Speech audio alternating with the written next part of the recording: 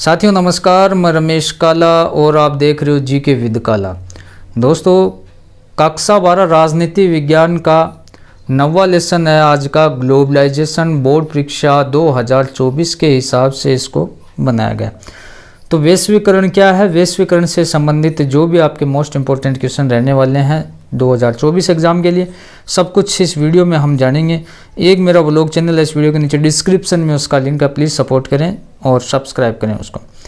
वैश्वीकरण ग्लोबलाइजेशन से आज से संपूर्ण विश्व का परस्पर सहयोग एवं समन्वय से एक बाजार के रूप में कार्य करने से वैश्वीकरण प्रक्रिया के अंतर्गत वस्तुओं और सेवाओं के एक देश से दूसरे देश में आने और जाने के अवरोधों के समाप्त कर दिया जाता है। इससे संपूर्ण विश्व के बाजार शक्तियाँ स्वतंत्र रूप से कार्य करने लगते हैं और परिणाम स्वरूप वस्तुओं की कीमतें सभी देशों में लगभग समान हो चुकी है।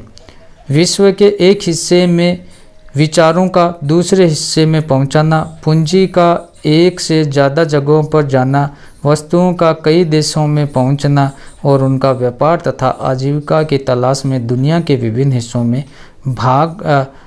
में लोगों की आवाजाही।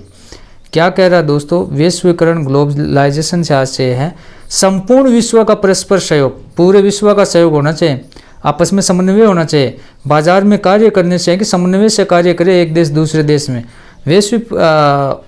वैश्वीकरण प्रक्रिया के अंतर्गत वस्तुओं और सेवाओं का एक देश से दूसरे देश में आने जाने पर अवरोधों को समाप्त करना चाहिए। तो कोई भी बैन वगैरह, टैक्स वगैरह नहीं लगना चाहिए कि इस देश से उस देश में आ जाए, इस देश से इस देश में। ठीक है, इससे संपूर्ण विश्व में बाजार शक्तियाँ स्वतंत्र रूप से कार्य करने लगती हैं। परिणाम स्वरूप क्या होता है, वस्तुओं की कीमत सभी देशों में लगभग एक समान हो जाती है। ठीक है, जैसे कोई जापान की चीज़ इंडिया में बेचना चाहे तो कोई टैक्स वगैरह कुछ नहीं लगेगा, अवरोध नहीं होगा।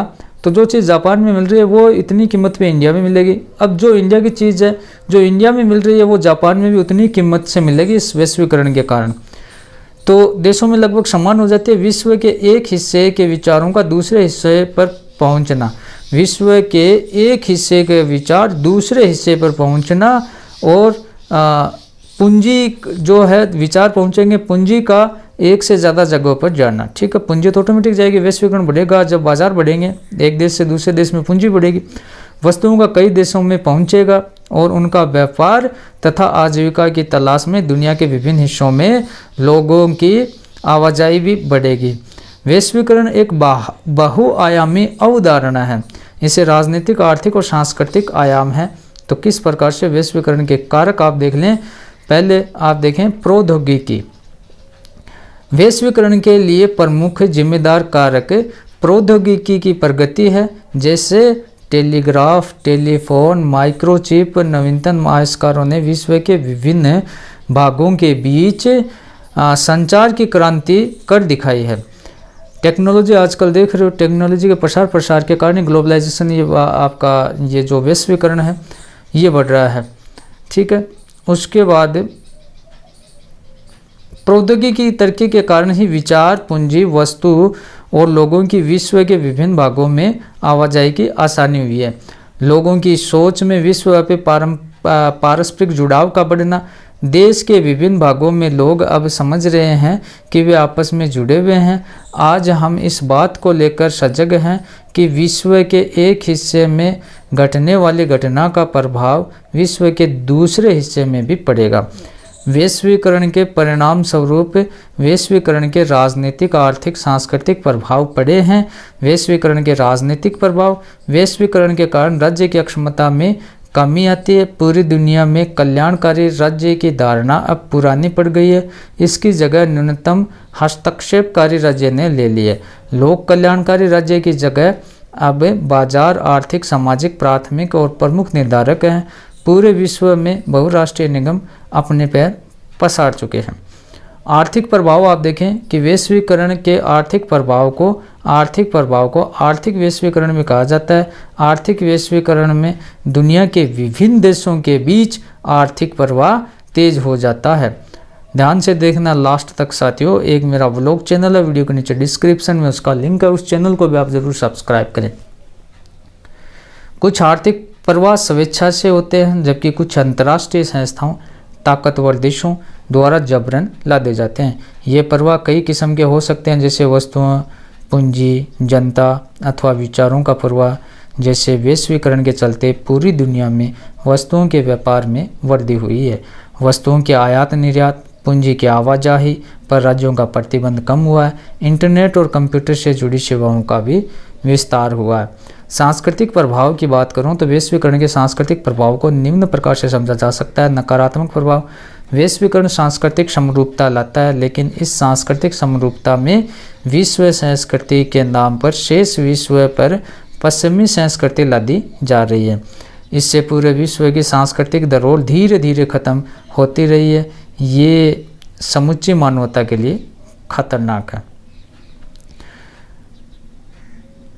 सकारात्मक प्रभाव देखें, नकारात्मक हमने देखा, अब देखें सकारात्मक। वैश्वीकरण के सांस्कृतिक प्रभाव का सकारात्मक पक्ष यह है कि कभी कभी बाहरी प्रभावों से हमारी पसंद नापसंद का दायरा बढ़ता है।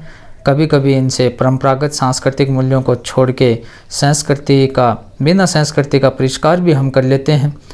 और भारत पर वैश्वीकरण का क्या प्रभाव है वो देखें। भारत और वैश्वीकरण बिल्कुल छोटे तरीके से मैंने आपको समझाने का प्रयास किया है।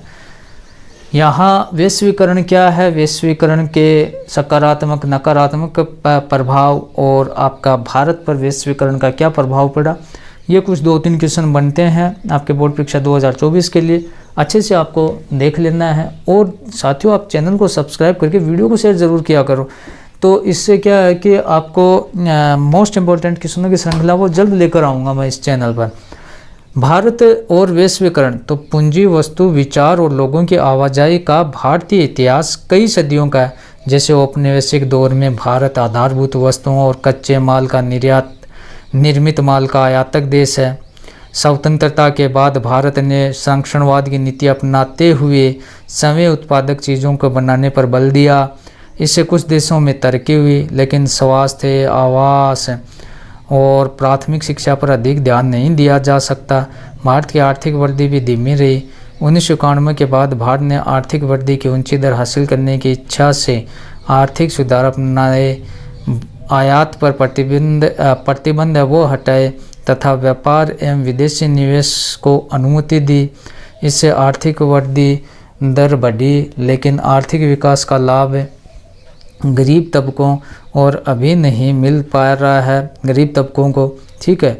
वैश्वीकरण के प्रभाव स्वरूप भारतीय लोगों ने आजीविका के लिए विदेशों में बसना शुरू कर दिया। वैश्वीकरण के कारण यूरोप और अमेरिका की पश्चिमी संस्कृति है वो तेज़ी से भारत में फैल रही है। ये क्या वैश्वीकरण के कारण ही संभव हुआ। एक देश दूसरे देश में अपने आचार विचार, पूंजी, निवेश, संस्कृति सब एक दूसरे से आदान प्रदान कर रहा है। तो कुछ अच्छा है भारत के लिए भी। तो इस प्रकार हमारा ये 9वां लेसन था वैश्वीकरण। इसको हमने अच्छे से जानने का प्रयास किया। दोस्तों, डिस्क्रिप्शन में व्लॉग चैनल का लिंक है, उसे सब्सक्राइब करें और मोस्ट इम्पॉर्टेंट क्वेश्चनों तक आप ज़रूर वेट करें। धन्यवाद दोस्तों।